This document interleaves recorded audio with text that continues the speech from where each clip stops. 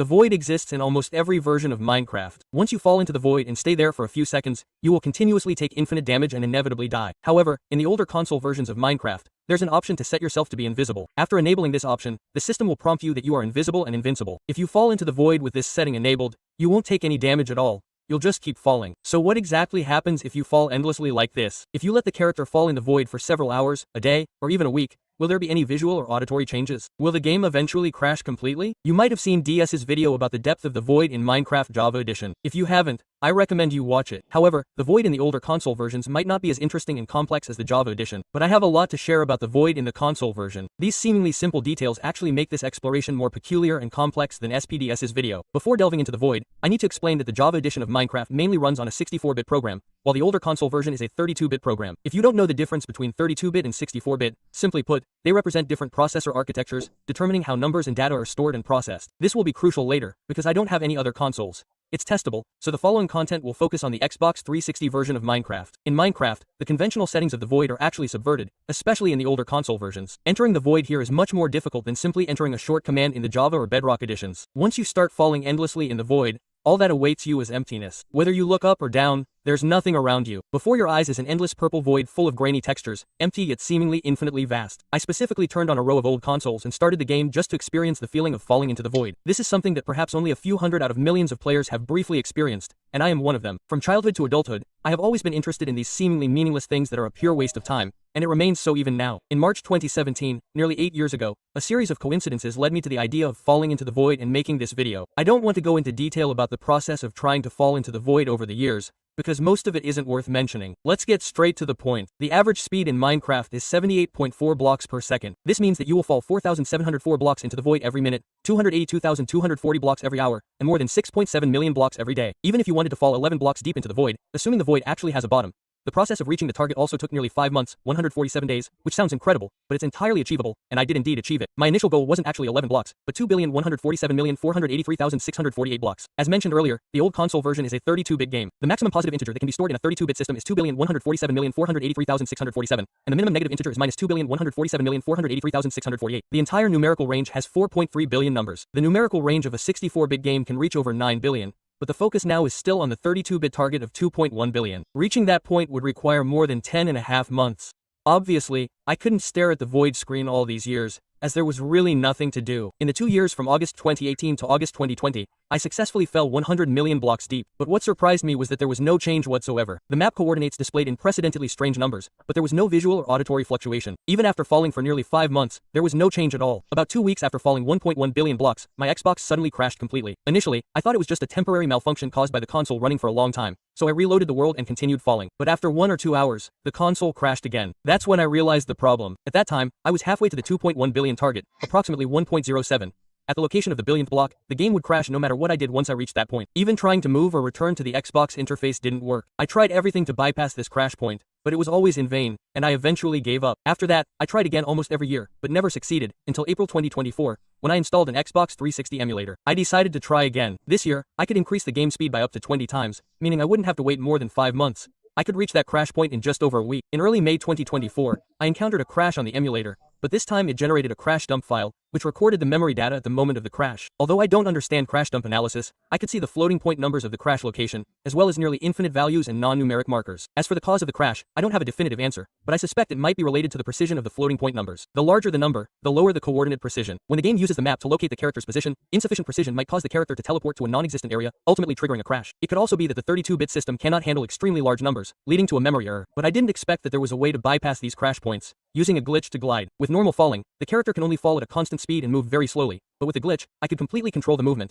With the ability to fall rapidly, maneuver flexibly, and descend slowly while moving quickly, and by using the tilting technique, I successfully broke through the first crash point. I achieved this on both the emulator and the physical Xbox. This made me realize that my previous assumption that the void had an insurmountable endpoint was wrong. After breaking through the first crash point, I continued falling on the Xbox. 19 days later, the game crashed again. This time, it wasn't because the console had been running for too long, but because I encountered a second crash point at the 12th block. As before, I used the tilting technique to bypass it, but 13 days later, the console crashed again. Later, I discovered that after exceeding the 2.1 billion target endpoint, There were a total of 8 such crash points. The coordinates seemed random, but they all fell at specific percentage positions of the 2.1 billion limit. For example, 1.2 billion corresponds to 6%, and 1.7 billion corresponds to 80%. However, to this day, no one knows why these coordinates cause crashes. Finally, on October 12, 2024, I reached the limit of a 32-bit integer. The moment I arrived, the coordinates on the map completely stopped changing. Although I could continue falling to a depth exceeding 2.1 billion blocks, the game could no longer display such a large number on the map. In other words, I had been falling in the void for nearly 10.5 months, 317 days. The only change was that my coordinates stopped updating. In the emulator, because I could speed up the game, I had already reached the 32-bit limit much earlier.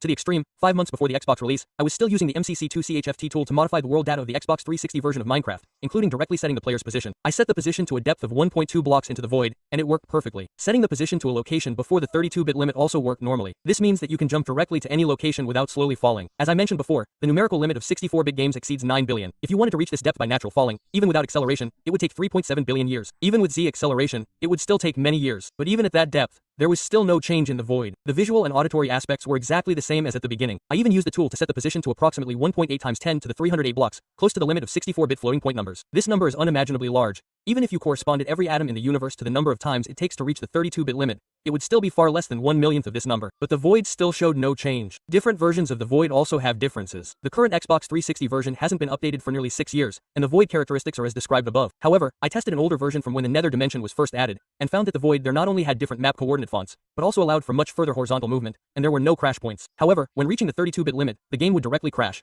The game crashes, and there's no way to bypass it. Someone else tested the PlayStation 4 version and found that after falling through over 900,000 blocks, they hit the engine's floor and couldn't fall any further. This might be the bottom of the void in the PS4 version, but strangely, this doesn't happen in the Xbox 360 version and other older console versions. We don't have other consoles like the Nintendo Switch, Xbox One, other PS versions, or Wii U to test, so we can only guess that the void in other console versions might have different characteristics. If someone is willing to try this on their Xbox 360, they should find interesting differences. For me, this void has a special meaning. I've dreamed about it many times over the years. Sometimes I dream of reaching a bottom. Sometimes I dream of seeing randomly generated terrain at a depth of 50 million blocks, and sometimes I dream of falling at a speed of millions of blocks per second in a bizarre map. That feeling is like the recently popular ray tracing in Minecraft, making you dizzy and disoriented. Falling into the silent void, beyond the boundaries of the game, is an unsettling experience, yet strangely peaceful.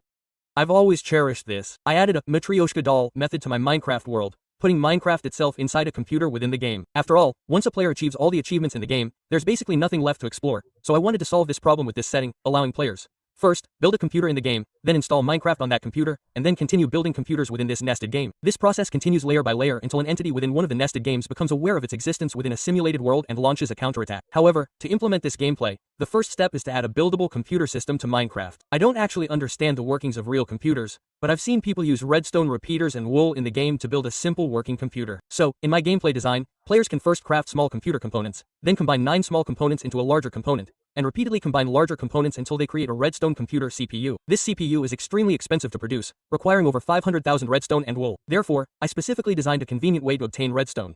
Right-clicking ordinary stone with red dye quickly yields a large amount of redstone. However, wool still relies on conventional sheep farms, and this isn't redundant, because players also need the sheep farm to obtain the computer's memory. At this point, you might think I've confused computer memory with sheep, but that's not the case. I've included an Easter egg in the gameplay. When players breed sheep and ewes, there's a very low probability of obtaining a semi-mechanical electronic sheep. Players need to lure this special sheep into a cave and then place several.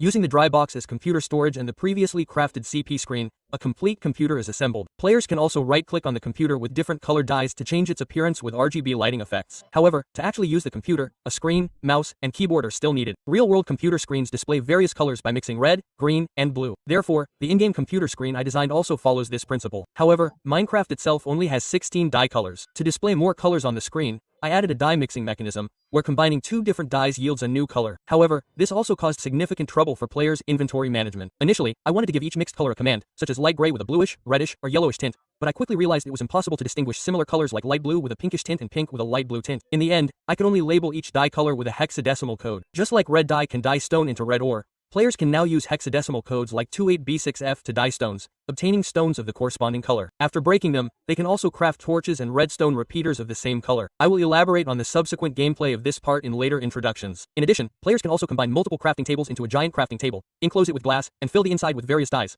Less than control 100 greater than creating a computer screen is possible, and making a keyboard is relatively simple, requiring only an iron pressure plate for crafting. A mouse, however, requires the player to place a bucket of milk in a cave. After the milk curdles into cheese, attracting mice to eat it will allow the player to capture a mouse. The assembled computer must be placed in the player's dwelling, Attempting to move it with a pickaxe will cause it to shatter into countless pieces. Real-world computers have a power button, but using a regular button in Minecraft as a power button would only keep the computer on for a few seconds unless someone continuously held the button down, rendering it useless. Therefore, using a lever as a power switch is more practical. You might think this computer building process is overly complicated, and I could easily simplify it by directly crafting a computer using redstone, glass, and iron. However, the real difficulty lies ahead. After the computer powers on, the screen remains blank because it lacks an operating system. After booting up, the computer will display a system selection interface, offering Windows, Mac, and Linux options. Due to technical limitations, I couldn't implement normal mouse dragging functionality.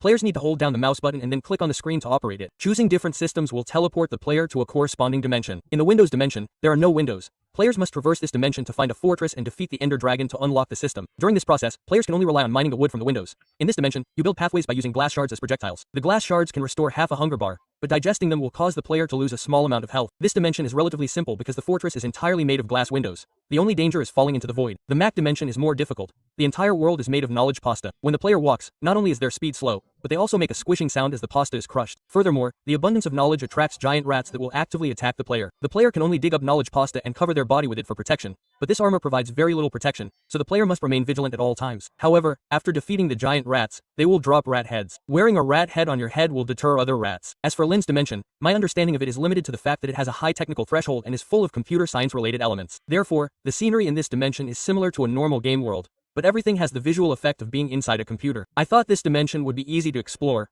but the items inside are completely unrecognizable. It's important to note that if the player dies in these system dimensions, it's not a true game character death, but rather a death of consciousness. The player's physical body will remain in front of the computer, appearing with a vacant stare and foaming at the mouth. The game will not trigger a respawn mechanism. The player can only recreate the world and start building the computer from scratch again. Only by successfully traversing a certain dimension and defeating the shadow within it can players unlock the corresponding operating system. After that, using the computer becomes very simple. Clicking on the computer will bring up an interface similar to a real-world computer. You can use the keyboard normally, and even install and play Minecraft. Pressing the ESC key will pause the game, and the computer will retain the current interface, so players should be careful not to leave sensitive content on the screen. Now, when players get bored after defeating the Ender Dragon in their main world, they can use this computer to enter a nested version of Minecraft and challenge the Ender Dragon again, create new computers, and achieve a layered gameplay experience. However, this gameplay hides a danger. I have added Herobrine to the mod, and he will eventually realize that he is in a simulated world. At that time, he will summon a new type of virus, causing damage to the current game level. For example, if a player is playing Minecraft in reality, and simultaneously running Minecraft on the in-game computer, once Herobrine awakens, the virus will cause various malfunctions in this nested game, such as missing mob textures, graphical glitches, game lag, and malfunctioning block placement mechanisms. Players might think that they can just dismantle the old computer and make a new one, but if they don't deal with it in time, the virus will spread to the main world. The first warning sign is that the player's horse turns into a Trojan horse. Right-clicking on the horse will cause it to suddenly open and release a large number of viruses. Although this can allow, the player unlocks all of the horse's items, but the virus will completely destroy the main world. When the main world falls into chaos, Herobrine will invade the player's real-world devices from the computer. He might appear on the player's desktop browsing files, watching videos while the player is away, or even buying computer parts to enhance himself. The hammer, as the highest damage weapon in MC, has the terrifying ability to kill a fully armored player in one hit. Therefore, only one person on this server can obtain the hammer, so the rules of victory are already set. Whoever possesses the hammer controls the victory. Brothers, I want to improve so badly, so I must get the hammer first, and the sooner the better. The sooner I get the hammer, the greater my advantage. To get the hammer, I need to challenge the trial chamber, but the chamber is very dangerous.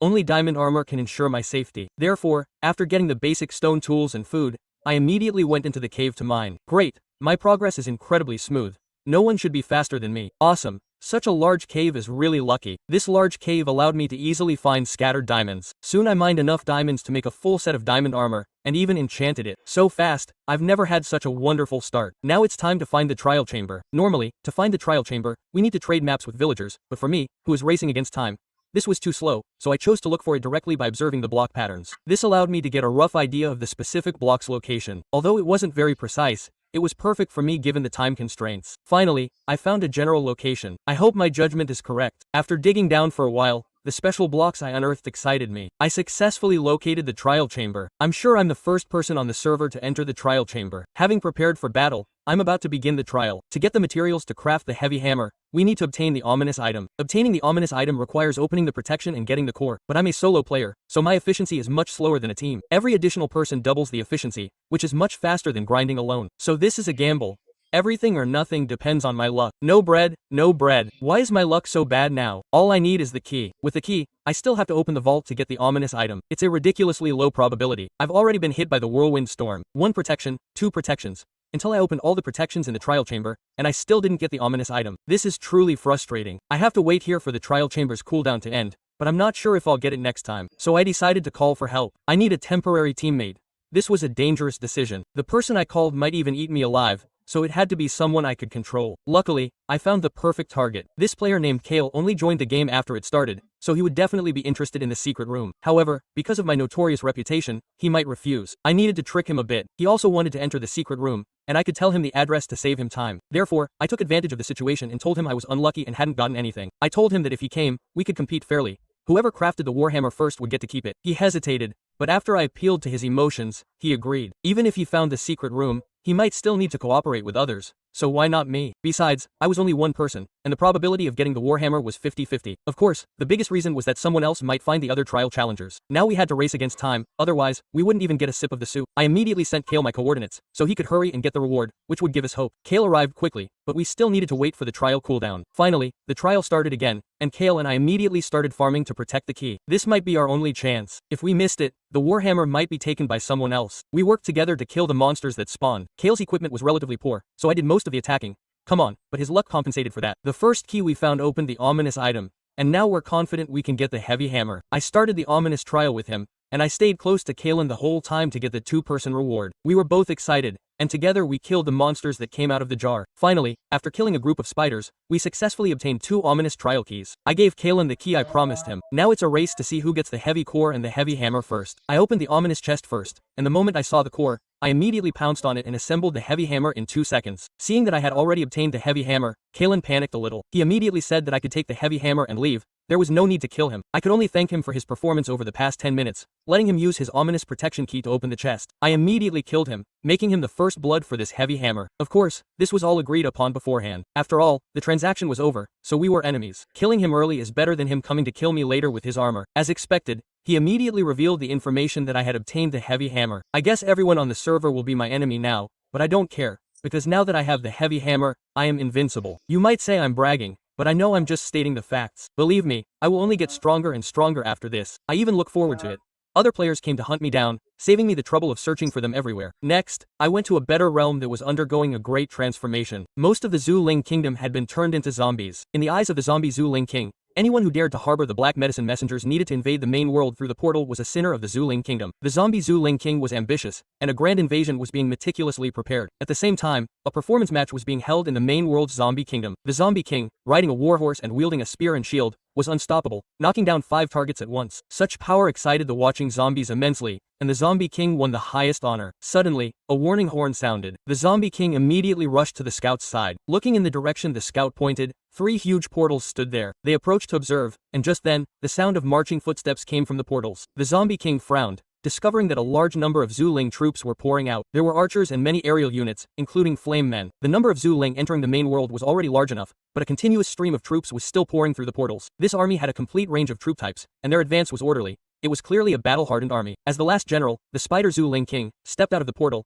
he immediately intimidated the natives of the main world, directly burning the flags of the 3 major kingdoms and planting his own flag. It seemed that the goal was to conquer all 3 kingdoms and occupy this beautiful main world. Just then, Zombie King Zhu Ling smelled something. The Zombie King and the scout immediately crouched down to hide, but Zombie King Zhu Ling immediately ordered his subordinates to attack. Seeing that they had been exposed, the Zombie King and the scout immediately fled on horseback. A chase ensued. The Zombie King successfully dodged the arrows shot from behind, and just as he breathed a sigh of relief, he was shocked to see Zhu Ling accelerating towards them. Zhu Ling suddenly thrust out a spear, directly impaling them all. Zhu Ling, thinking he had succeeded, returned to his camp, unaware that they hadn't died after falling into the water. The Zombie King, upon returning to his kingdom, immediately summoned his subordinates. The zombie villagers began working overtime to forge weapons and equipment, while the warriors donned their armor and weapons, preparing for battle. The Zombie King also put on his diamond helmet and enchanted his diamond spear with a level 3 enchantment. The castle gates of the zombie kingdom opened, and the fully equipped zombie army immediately set off, their target being the plains where the zombie Zhu Ling army was stationed. Along the way, the Zombie King thought that if he could defeat Zhu Ling in a one-on-one battle, he could become a hero of the zombie kingdom. However, his subordinates believed that they shouldn't fight alone, but rather invite the other 2 kingdoms to jointly resist the Zhu Ling army. Unfortunately, the Zombie King was immersed in his heroic fantasy and had no intention of seeking reinforcements. On the battlefield, the Zhu Ling army was already waiting for them. Zombie King Zhu Ling also discovered their approach.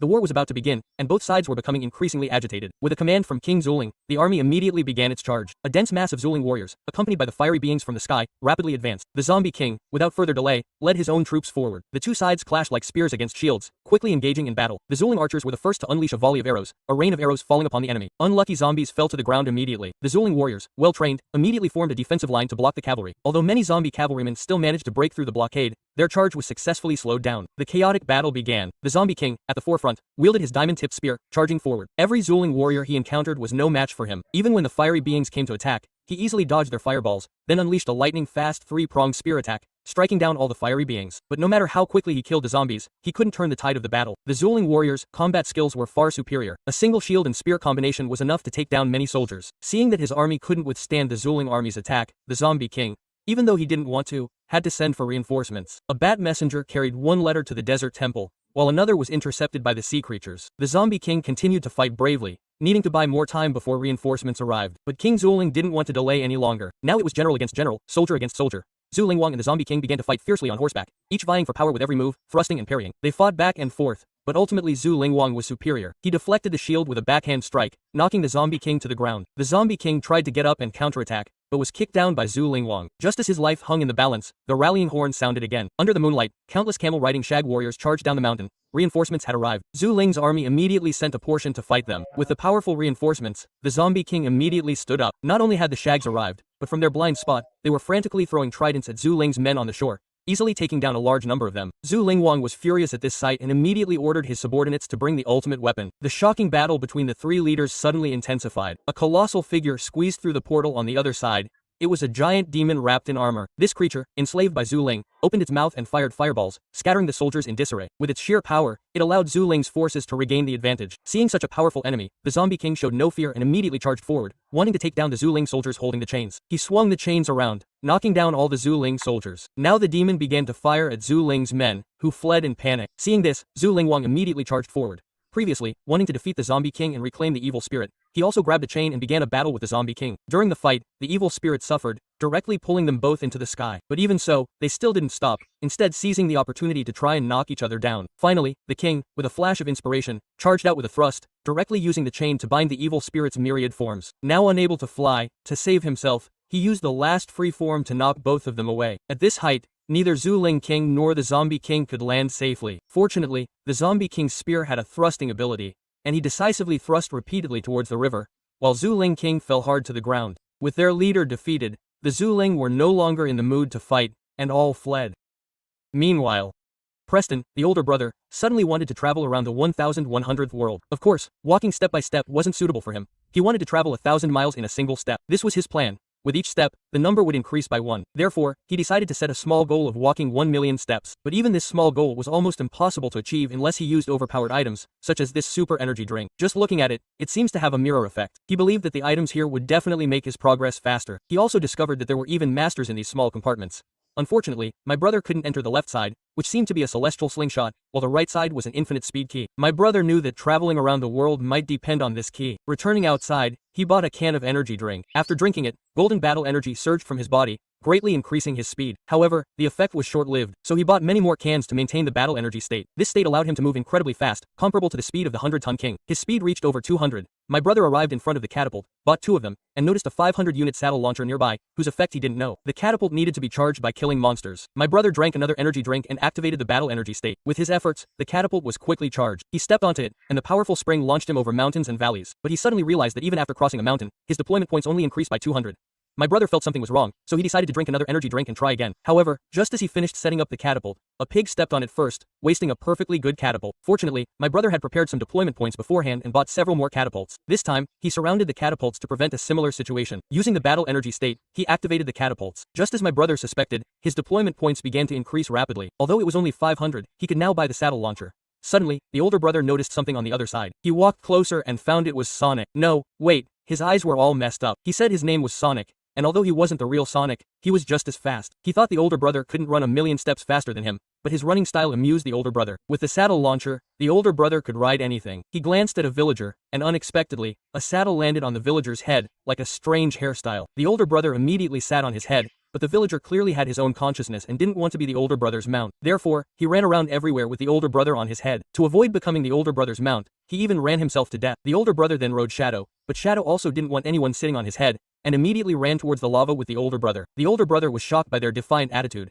so he stopped using creatures as mounts and instead created a lightning bolt. This was truly amazing. Sparks and lightning flew everywhere, and the step count increased steadily. Next was a giant hamburger with 500 steps. The older brother loved this and immediately bought many. After eating one, the older brother instantly became a big fat man, and then a treasure chest flew out, increasing the step count by over 1,000. The older brother was stunned. He didn't know it could be like this. He immediately wondered if he could eat many hamburgers at once. Then he hit a big block and gained a lot of deployments. As the hamburgers kept falling, the guy's size kept increasing. It seemed his guess was correct. Then the guy started hiccuping, sending people flying everywhere like balloons, which was very funny. After this round, the guy had over 10,000 deployments and could happily buy another scroll. This was a shark head bullet. After the guy used it, he directly transformed into a bullet and started charging non-stop. Everything in front of him was mercilessly destroyed, and the dead creatures could refresh their existence time and would respawn faster and faster. Towards the end, the guy couldn't even see the screen clearly anymore. This time, the guy had over 10,000 deployments again. Then the guy bought this super speed boss. He summoned a high-speed mech, which not only had immense power but also speed. The guy couldn't even touch its shadow and was instantly killed by one blow. To deal with it, the guy transformed into a bullet again and charged, successfully gaining 50,000 deployments. He bought these lucky combat boots. They have many forms. You just need to crouch and click to draw. Each form has unique abilities. The guy first drew the rich blood form, which allows him to gain more deployments with each step, and the blocks under his feet would turn into expensive blocks. Then the guy drew the lightning speed form, which made him run like the Flash. Except for not having superhuman speed, he was practically identical to the Flash. Soon, the guy reached 120,000 deployments. This time he bought Sonic. The mech, which was initially small enough to hold in his hand, grew incredibly large after he placed it down next to the doll's mech. His older brother immediately climbed inside and fired a beam cannon, which surprisingly blasted out a pile of golden soul fragments. These fragments could be used to recharge the mech. Once fully charged, the mech would shrink completely and release a blue whirlwind, becoming a larger, alternative bullet. With such a powerful mech, his older brother immediately decided to take on the speed mech, which was, of course, fully charged. With the mech, his older brother could finally fight against the speed mech, and with one burst of power from the sonic mech, he instantly destroyed the speed mech. His older brother's deployment reached 620,000. Finally, his older brother bought the celestial slingshot. Just by the name, it sounded like it was related to space, and maybe it could launch him directly into outer space. The moment the slingshot was pulled to its maximum and released, his older brother flew away like a rocket. No, he was even faster than a rocket. He quickly flew into space. The moon was pierced through like a piece of paper in front of him, followed by Mercury, which was also pierced through in a few seconds. It truly lived up to its name as a celestial slingshot. Maybe it was made from stars. With this one shot, his older brother immediately gained 1.8 million deployment points. He immediately filled up on the infinite speed potion and drank it in one gulp. His older brother's aura became unparalleled. The world looked different in his eyes. When he activated it, he instantly ran past 1 million in just a moment. There was nothing that could surpass the power of a full set of netherite armor. Just one full set could. I had become a godlike figure on the server, but just as I was about to reach my peak, a battle instantly brought me back to zero. Luckily, I managed to snatch back a helmet thanks to my powerful PvP skills, but things didn't seem that simple. Would he really give me the helmet so easily? While I was wandering around looking for allies, I found a base belonging to a player named William. I started a voice chat with him, and he begged me not to kill him. I explained that I wasn't there to kill him, but to kill that top 3-man team. After hearing this, he actually gave me a gift. Was this really for me? Wow, thank you, brother. He said that the 3-man team had made him permanently infamous on the entire server, and he could only bury himself in this base to develop his skills. His greatest hope was revenge. He gave me an enchanted golden apple to help me take down that team. He thought I had also been bullied by that team, but in reality, I just wanted to take them down and get my armor back. Not long after, my useless teammate came online. I joined his voice channel and started acting according to his instructions. Hey, you have to get the helmet from me, he said. I know about your one-on-one fight. Yes, I easily defeated him. So, what coordinates do I need to go to get the helmet? Quote. You cheated in that one-on-one fight, didn't you? You're not a cheater, are you? Quote, I didn't cheat. Quote, how could you win without cheating? Did you have more than 20 health points at the time? Quote, yes, I did have a lot of health. Quote, he kept talking to me here. We've been playing this game of unspoken understanding back and forth, and I'm really starting to think you don't want to give me the helmet anymore. This won't do. It seems I'll have to sentence you to death. But then he suddenly said, I really want to have a one-on-one fight with Mugumu. That's what I really want to do right now. I rejoined this game just to beat Mugumu. This is real hatred. Do you understand? Quote, so that's it. I thought you were going to kill me? I wouldn't, brother, trust me. I think I can beat him, even though my skills are about the same as Mugumu's. What exactly is this Mugumu thing? It's right, around here. Look, our armor designs are the same, but yours is iron and mine is quartz. It looks really good. I didn't even know there was this on the helmet. It's right there. How much health do you have now? Just a little, not much. Why? Just asking. Okay, it's right here. Wait. Where is it? Oh, here it is, this helmet. This is what we agreed on. Maybe when I opened his ink shadow box and was preparing to return to base, he suddenly attacked me. Seeing the Ishtar leggings on him, I instantly understood what I needed to do to get the complete Ishtar armor set. What should I do? Sorry, I really didn't mean to. You took all my stuff. That's right. I also took your only fire egg. Wait a minute, I don't like this. Hand over the leggings, hand over the leggings. I only want the leggings, you can keep everything else. You're wearing them right now, okay? Come here, follow me. I don't have you. He ran so fast, he even took my boat. I chased him for half an hour, and finally cornered him in a place with nowhere to escape. This is garbage. Do you have a bed? If not, give me your leg guards. Okay, here, I'll give you the leg guards. Do you want to see me? If You don't give me the leg guards, I'll rip them off you. Alright. Calm down. I'll throw them to you. Good, I got the leg guards back. Now I and Magoo have 3 pieces of armor. We're just missing the boots. The boots are the strongest part, so to get the boots, I need to figure out their abilities first. I sent a message to my teammates, asking them to come up with a plan together. While the princess was going to William's base to tell him about me defeating that top team, when I got to the base, I didn't see William at all, but the 3-person top team. One of them was wearing the boots. This isn't right. This speed is too fast. This isn't level 2 speed. Absolutely not. It's too ridiculous. I probably know the boots skill now. I need to get out of here quickly. They have too much of an advantage in this base. I don't want to waste time here. Soon, Magoo came online. I went to the server to meet him and told him what I found. I wanted to use this to discuss how to get the boots and complete the whole set of armor. But Magoo also had news to tell me. It's like this, you know the boots are in the hands of that 3-person team, right? Yes, I went to William's base, but William wasn't there. Where's that 3-person team? One of them was wearing boots. I checked the F3 screen, and those boots should give them level 3 speed. I'm 90% sure. Whose base is it? Williams. That team wiped out his health bar yesterday. You sure? I talked to him 2 days ago. I saw it with my own eyes. That team killed him. There were 5 other people there at the time. Okay, I'll go.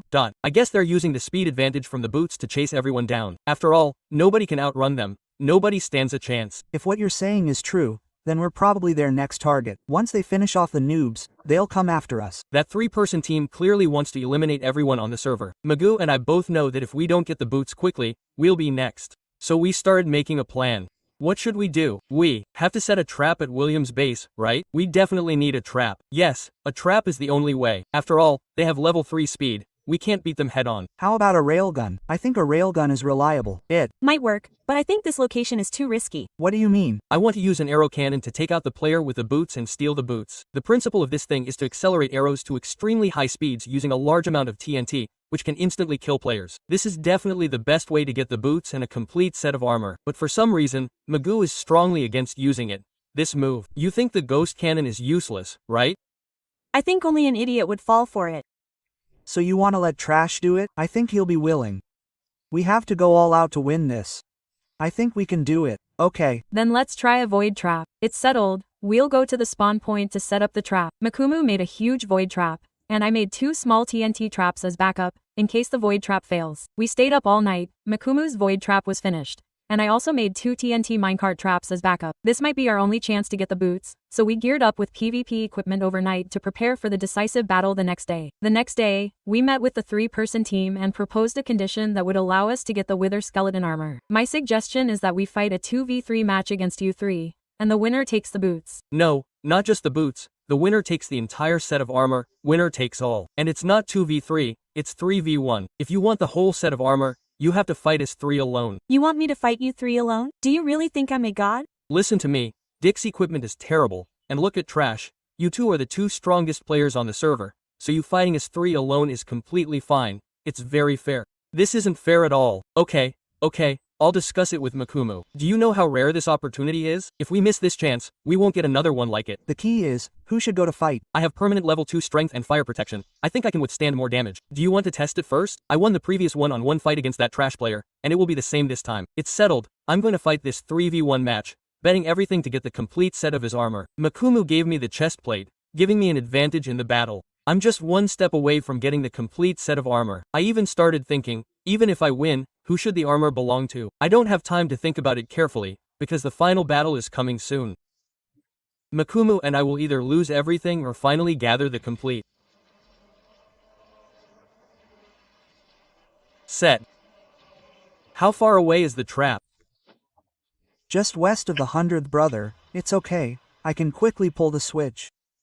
Why isn't the trap triggering even though I'm right on top of the trap in the virtual palace? Never mind, it's my problem. We still have the minecart trap, right? Yes, there are a few more, but I don't know how to use these traps. To be honest, I feel hopeless. I have to fight 3 top PvP players in a one-on-one match. To get the last piece of armor, I can only kill them all with my keyboard. Under normal circumstances, I wouldn't care about honor at all. I could just run away, or Makumu could help me protect the remaining 3 pieces of armor, but I've come this far, I can't give up halfway. My goal is to collect the complete set of Tiz armor, no matter what the cost or what I lose. So, it's either get the whole set or nothing at all. I fought with all my might, but no matter the outcome, this armor set actually already belongs to me, because as long as you never give up, you'll never lose. After fighting for a whole hour, the complete set of armor finally fell into my and Magu's hands, but the matter wasn't over yet. My goal was to take the entire set of armor for myself, not to share it with Magu, so I sent Magu a coordinate, arranging to meet him to decide who would ultimately own this armor set. What's wrong? Now that the whole set of armor is complete, we need to set some rules. I think we both put in about the same amount of effort and both deserve this armor. We should be able to agree on that, right? Yes, we both put in the same amount of effort. Then let's decide by chance. Are you willing to use a launcher to decide? Okay. I have a launcher on me. How about this? If a sword comes out, the armor belongs to you. If a shield comes out, it belongs to me. Are you ready? I'm sorry, but no matter who gets it, we're still teammates afterward, right? We can always borrow from each other. That's how it is. But this kind of thing requires unwavering determination. You're just a coward. I'm a coward? How much have I lost for this armor? What about you? You only lost some equipment at most. I lost a friend. What friend? Okay, I had a good time playing with you. But now the armor belongs to me. Thanks to the secret railgun I set up hours ago. The entire set of armor ultimately belongs completely to us.